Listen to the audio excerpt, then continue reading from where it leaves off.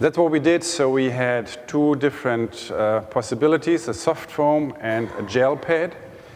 And this would be how we did it. So we would just touch where is there maybe space between the upper and the foot, and then we would, especially in the front part where you have the knuckles of the toes, there's a sort of a dip. You could eliminate this. And if we do this, we do the same measurements again.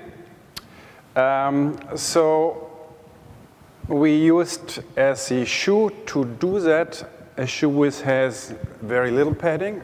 It was the mercurial vapor.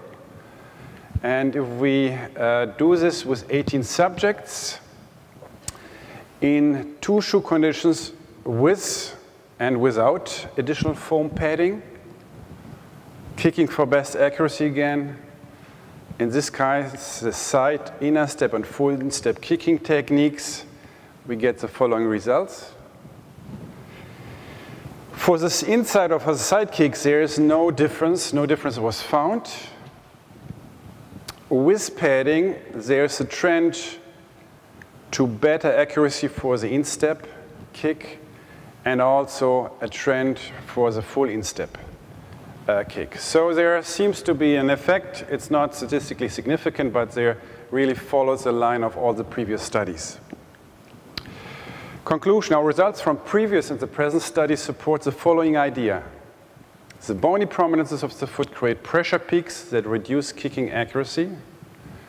If shoe modifications can lower these pressure peaks, accuracy will be enhanced. Better comfort could be an additional benefit for the players. Now back to our hypotheses. The shape factor is the main effect. A more homogeneous pressure distribution between ball and shoe results in a better kicking accuracy. Slip between the ball and the shoe, no or minor effect, because there's always an interaction between effects. So, but especially with enormous shoes, we have the feeling that high friction between ball and shoe will not be very beneficial to increase precision. Spin production, no or minor effect. Ball sensing, touch of the ball, no or minor effect. Weight of the shoe, no or minor effect. I didn't report on the weight of the shoe, but we did the correlation between the different weights of the shoes that we hit, and there was no big relationship between those.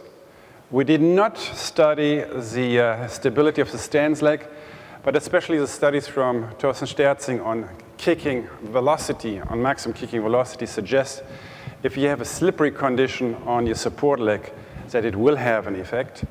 Let's say in normal conditions, the more stable your foot stands, the more traction you have, you might have an influence, but it's probably a small influence.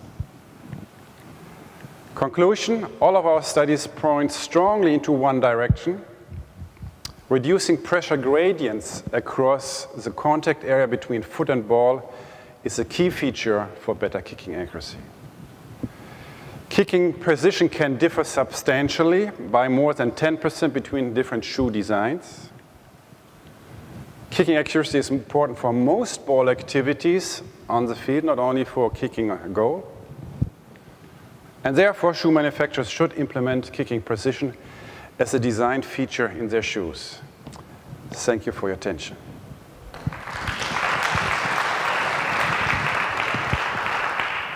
Thank you, Henning, for a very interesting talk. Questions? Chris? In the middle row there? Just raise your hand, Chris. Chris, just raise your hand. The microphone behind you there. Thanks a lot for your presentation. In any of your studies, have you actually tested the subjects when they're blind to the brand of the shoe? It seems from your pictures that they all, appear to be Nike shoes, or so. Couldn't that be an alternative hypothesis that these guys expect to be more accurate with a certain brand of shoe, and therefore that might explain your results? Well, you see, some of the studies we did, this is not the whole picture of all the studies that we did. Some of the studies we did with different brands, but most of the studies, because it was actually work for Nike, was within the Nike brand. And so very often it was just modification of the same prototype in different variations.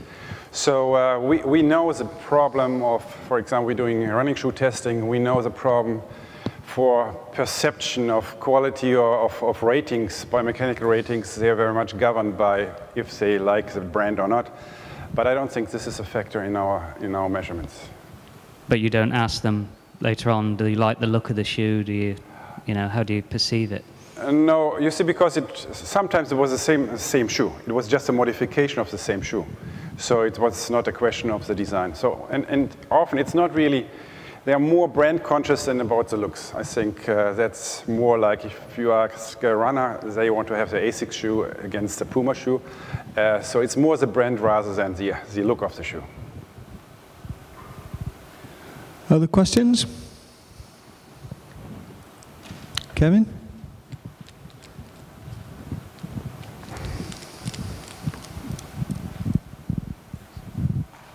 Ewald, would you see that there's a sort of a complete trade-off between accuracy and distance or speed kicking then? Because it seems to be, so barefoot was best for speed but worse for accuracy. Would you see, so when you're designing your shoes, then there's some balance between those two? Would you see that link? Yes. Let's put it this way. I haven't really included the data, but we always take a radar gun to measure speed at the same time.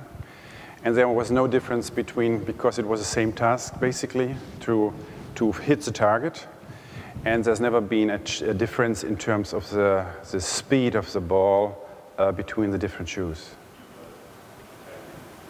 So it's sort of a 10 meters, like trying to hit the center. It's not, let's say, a very demanding task for a good soccer player to reach that distance. It's more a question of getting the accuracy right. As a matter of fact, at this distance, about 30% of the balls do not hit the target. And that's probably our experience in, when we watch soccer, that the accuracy of hitting is not a very good one. So it is not really the speed effect. So there certainly, if you go to higher distances, there certainly will be a trade-off. If you're going for higher speeds, you will have a trade-off with accuracy. But in this case, because the task was pretty much confined to hit a target, we don't really think that there is, actually we measured no difference between shoes. Have there been efforts to look at similar materials in the context of ball control rather than passing? Well, this only has been piloted like 3 years out of a 10-year project for Nike. For the accuracy stuff, we have really only looked at the brands that are there and not really looked further into other ball control features. Okay. Final question from me. Difficult question to answer, perhaps, but clearly some of the manipulations might impact upon accuracy in a laboratory-based task. Okay. I wonder what the transfer would be to the real game situation, given the ability of players to be adaptive and to modify behavior relative to the constraints of the situation. Well, in this case, I think normally you would be right, but in this case, I think it's pure physics. You see, if you have traction or you have no traction, that certainly makes an impact on the game. And there's no debate that you want to have some traction, and then there's more the question whether you have injuries or not. But it's a physics principle, so if you have a more even distribution of pressure, the guiding of the ball will be more accurate, and that will apply to the whole game. Is there an adaptation period then? Because you're perturbing the system really by providing different sensory information. So does it take a while for the player to adapt to that? Well, they always have a period of sort of adjusting to the shoe, but of course they've not played in the shoe for months or years. But let's say all the shoes had the same disadvantage because they were all not known to the players. They were all new ones. So in terms of the comparability of the results, I think that's fair. How it might change in terms of the accuracy if they have been playing with that shoe for a while, that is a different story. Okay, thank you, Henning, for an interesting talk.